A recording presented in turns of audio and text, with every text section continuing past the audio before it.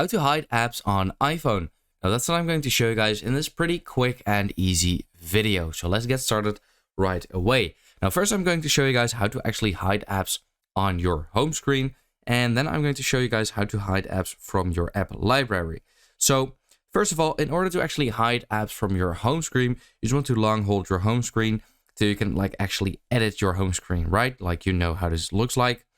Then let's say I want to remove AliExpress from my home screen. I simply want to click on that minus icon, but instead of deleting the app, I just want to remove it from the home screen, just like that.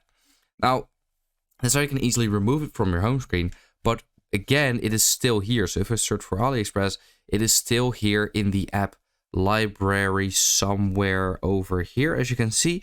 So in order to completely remove this from your library, you will have to go to the settings.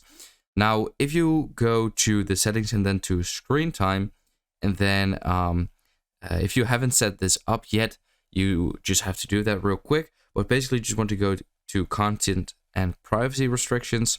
And then here you have allowed apps.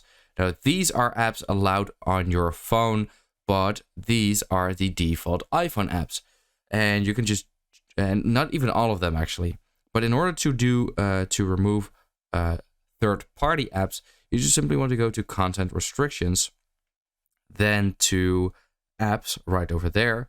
And here it says, don't allow 4+, 9+, 12+, 17+, and allow all. Now, these numbers mean the age rating of these apps.